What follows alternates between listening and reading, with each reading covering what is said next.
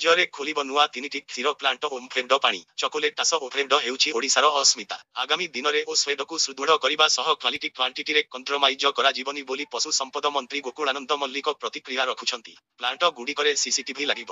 ରାଜ୍ୟରେ ଖୋଲିବ ନୂଆ 3ଟି କ୍ଷୀର ପ୍ଲାଣ୍ଟ। ସମ୍ବଲପୁର, ଗଞ୍ଜାମ ଓ ବାଲେଶ୍ୱର ଠାରେ ଖୋଲିବ ନୂଆ ପ୍ଲାଣ୍ଟ। ପାଣି ଚକୋଲେଟ ଆସିବ। ବିଭିନ୍ନ ସ୍ଥାନରେ ଓମଫେଡ ପାର୍ଲର ଖୋଲାଯିବ।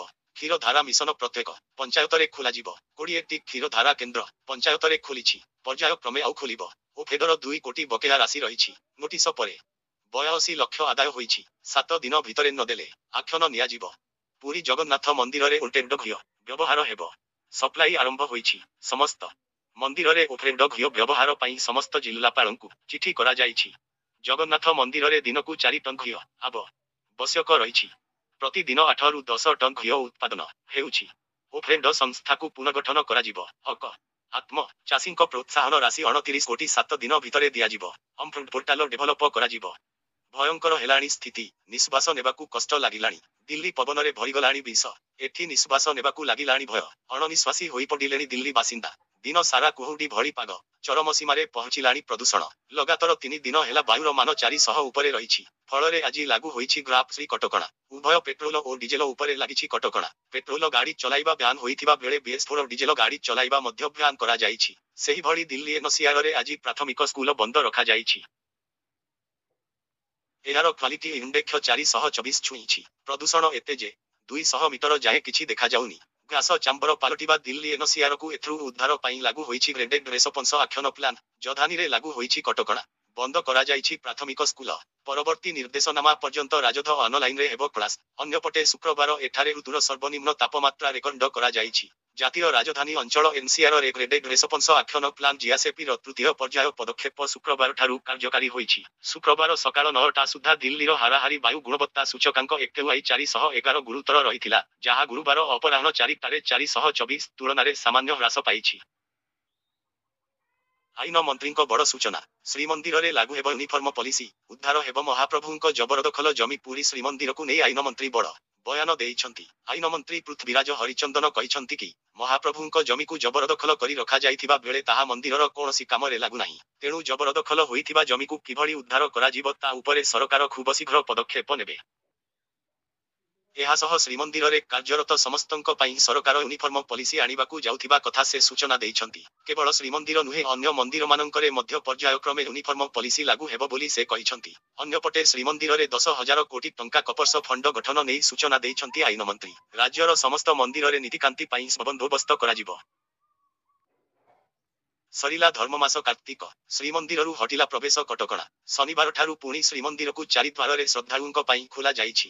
ସିଂହଦ୍ୱାର ବ୍ୟତୀତ ଅନ୍ୟ 3 ଦ୍ୱାରରେ ପ୍ରସ୍ଥାନ କରିପାରିବେ। ସେବାୟତ ତଥା ତାଙ୍କ ପରିବାରବର୍ଗ ସମସ୍ତ ଦ୍ୱାର ଦେଇ ପ୍ରବେଶ ଓ ପ୍ରସ୍ଥାନ କରିପାରିବେ। ଏନେଇ ଶୁକ୍ରବାର ଶ୍ରୀମନ୍ଦିର ପ୍ରଶାସନ ପକ୍ଷରୁ ସୂଚନା ଜାରି ହୋଇଛି। ଶୁକ୍ରବାର ନୂଆ ଦର୍ଶନ ବ୍ୟବସ୍ଥା ନେଇ ଶ୍ରୀମନ୍ଦିର ମୁଖ୍ୟ ପ୍ରଶାସକଙ୍କ ଅଧ୍ୟକ୍ଷତାରେ ଜରୁରୀ ବୈଠକ କରାଯାଇ ଏହି ନିଷ୍ପତ୍ତି ହୋଇଛି। କାର୍ତ୍ତିକ ମାସରେ ଭିଡ଼ ନିୟନ୍ତ୍ରଣ ପାଇଁ ଶ୍ରଦ୍ଧାଳୁଙ୍କ ନିମନ୍ତେ କେବଳ ସିଂହଦ୍ୱାର ଦେଇ ପ୍ରବେଶ ଓ ଅନ୍ୟ 3 ଦ୍ୱାର ଦେଇ ପ୍ରସ୍ଥାନ ବ୍ୟବସ୍ଥା ହୋଇଥିଲା। ଅନ୍ୟପଟେ ଶ୍ରୀମନ୍ଦିର ନାଟମଣ୍ଡପରେ ଶ୍ରଦ୍ଧାଳୁଙ୍କ ପାଇଁ ଦର୍ଶନ ଶୃଙ୍ଖଳା ଆଣିବା ନିମନ୍ତେ ପ୍ରଶାସନିକ ନୂଆ ବ୍ୟବସ୍ଥା ସରକାରଙ୍କ ନିକଟରେ ବିଚାରାଧୀନ ଥିବାରୁ ଏହା ଲାଗୁ ହେବ ନାହିଁ।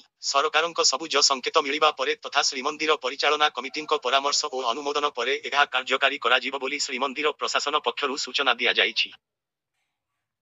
ରାତିରେ ଉତ୍ତର ପ୍ରଦେଶର ଝାନ୍ସୀ ହସ୍ପିଟାଲର ଶିଶୁ ୱାର୍ଡରେ ଭୟଙ୍କର ଅଗ୍ନିକାଣ୍ଡ। 10 ଜଣ ଶିଶୁଙ୍କ ମୃତ୍ୟୁ ହୋଇଥିବା ବେଳେ 16 ଜଣ ଗୁରୁତର ହୋଇଛନ୍ତି। ସର୍ଟ ସର୍କିଟ ଯୋଗୁଁ ହସ୍ପିଟାଲର 8 ମହଲା ଉପରେ ଲାଗିଲା ନିଆଁ। ଅଧିକାଂଶ ଲୋକଙ୍କୁ ଉଦ୍ଧାର କରାଯାଇଥିଲେ ମଧ୍ୟ ଏବେ ଉଦ୍ଧାର କାର୍ଯ୍ୟ ଜାରି ରହିଛି। ନିଆଁ ଲାଗିଥିବା ଜାଣିବା ପରେ ଲୋକମାନେ ଦୌଡ଼ିଥିଲେ। ଫଳରେ ଦଳଚକଟା ସ୍ଥିତି ସୃଷ୍ଟି ହୋଇଥିଲା। ଏଥିଯୋଗୁଁ କିଛି ଲୋକ ଆହତ ହୋଇଥିବା ସୂଚନା ମିଳିଛି। ଅଗ୍ନିଶମ ବାହିନୀର ଟିମ୍ 37 ପିଲାଙ୍କୁ ସୁରକ୍ଷିତ ଉଦ୍ଧାର କରିଛି। ୱାର୍ଡରେ ମୋଟ ଉପରେ 54 ଜଣ ରୋଗୀ ଥିଲେ। ଉତ୍ତରପ୍ରଦେଶ ମୁଖ୍ୟମନ୍ତ୍ରୀ ଯୋଗୀ ଆଦିତ୍ୟନାଥ ଘଟଣାକୁ ନେଇ ଦୁଃଖ ପ୍ରକାଶ କରିବା ସହ ଆହତଙ୍କୁ ଭଲ ହସ୍ପିଟାଲରେ ଚିକିତ୍ସା ପାଇଁ ନିର୍ଦ୍ଦେଶ ଦେଇଛନ୍ତି। ଏଥିସହ 12 ଘଣ୍ଟା ମଧ୍ୟରେ କିପରି ନିଆଁ ଲାଗିଲା ସେନେଇ ରିପୋର୍ଟ ଦେବାକୁ ନିର୍ଦ୍ଦେଶ ଦେଇଛନ୍ତି ମୁଖ୍ୟମନ୍ତ୍ରୀ। ସୂଚନା ମୁତାବକ ଗତକାଲି ରାତି ପ୍ରାୟ 10:30ଟାରେ ନିଆଁ ଲାଗିଥିଲା। ଶିଶୁ ୱାର୍ଡର 2ଟି ୟୁନିଟରେ ନିଆଁ ଲାଗିଯାଇଥିଲା। ଘଟଣାକୁ ନେଇ ସ୍ଥାନୀୟ ଅଞ୍ଚଳରେ ଅସନ୍ତୋଷ ପ୍ରକାଶ ପାଇଛି। ହସ୍ପିଟାଲ ବାହାରେ ହଜାର ହଜାର ଲୋକେ ଭିଡ଼ ଜମାଇଥିବା ଦେଖିବାକୁ ମିଳିଛି। କନ୍ୟାକୁମାରୀ ଦିବ୍ରୁଗଡ଼ ବିବେକ ଏକ୍ସପ୍ରେସରେ ଅଗ୍ନିକାଣ୍ଡ। ପୁଣି ଟ୍ରେନରେ ଲାଗିଲା ନିଆଁ। ଭଦ୍ରକ ରମ୍ଭିଲା ନିକଟରେ ଭଦ୍ରକ କନ୍ୟାକୁମାରୀ ଦିବ୍ରୁଗଡ଼ ବିବେକ ଏକ୍ସପ୍ରେସରେ ଅଗ୍ନିକାଣ୍ଡ ବ୍ରେକ ବାଇଣ୍ଡିଂ ଯୋଗୁଁ ନିଆଁ ଲାଗିଥିବା ସୂଚନା ମିଳିଛି। ସୂଚନା ଅନୁଯାୟୀ ଚରମ୍ପା ଷ୍ଟେସନ ପାର କରିବା ପରେ ଏକ୍ସପ୍ରେସ ଟ୍ରେନରେ ନିଆଁ ଲାଗିବା ଜଣାଯାଇଛି। ରାଣୀତାଲ ନିକଟରେ ଧୂଆଁ ବାହାରିବାର ଦେଖିବାକୁ ପାଇଥିଲେ ଲୋକେ। ରମ୍ଭିଳା ନିକଟରେ ବିବେକ ସୁପରଫାଷ୍ଟ ଏକ୍ସପ୍ରେସରେ ବ୍ରେକ ବାଇଣ୍ଡିଂରୁ ଟ୍ରେନରେ ନିଆଁ ଲାଗିଥିବା ସୂଚନା ରହିଛି। ତେବେ ରେଳବାଇ କର୍ମଚାରୀମାନେ ନିଆଁକୁ ଆୟତ୍ତ କରିଥିଲେ। ଏହା ଫଳରେ ପ୍ରାୟ 20 ମିନିଟ୍ ବିଳମ୍ବରେ ବିବେକ ସୁପରଫାଷ୍ଟ ଏକ୍ସପ୍ରେସ ଛାଡ଼ିଥିଲା। ଯାତ୍ରୀମାନେ ସୁରକ୍ଷିତ ଅଛନ୍ତି ଏବଂ ବିଶେଷ କ୍ଷୟକ୍ଷତି ଘଟିନଥିବା କୁହାଯାଉଛି। 4ରୁ 5 ଦିନ ମଧ୍ୟରେ ଓଡ଼ିଶାର ବିଭିନ୍ନ ଜିଲ୍ଲାର ତାପମାତ୍ରା 2ରୁ 4 ଡିଗ୍ରୀ ଖସିବ। ଆଗାମୀ 4ରୁ 5 ଦିନ ମଧ୍ୟରେ ଓଡ଼ିଶାର ବିଭିନ୍ନ ଜିଲ୍ଲାର ସର୍ବନିମ୍ନ ତାପମାତ୍ରା 2ରୁ 14 ଡିଗ୍ରୀ ପର୍ଯ୍ୟନ୍ତ ହ୍ରାସ ପାଇବ ବୋଲି ଆଞ୍ଚଳିକ ପାଣିପାଗ ବିଜ୍ଞାନ କେନ୍ଦ୍ର ପକ୍ଷରୁ ପୂର୍ବାନୁମାନ କରାଯାଇଛି। ଏସହ ଗତକାଲି ରାତିରେ ଚଳିତ ବର୍ଷ ରାଜ୍ୟର ସର୍ବନିମ୍ନ ତାପମାତ୍ରା ଆଜି ଉଦୟଗିରିଠାରେ 12 ଡିଗ୍ରୀ ରେକର୍ଡ ହୋଇଛି। ଏସହ ଅଧିକାଂଶ ସହରର ପାରଦ 20 ଡିଗ୍ରୀ ତଳକୁ ଖସି ଆସିଛି।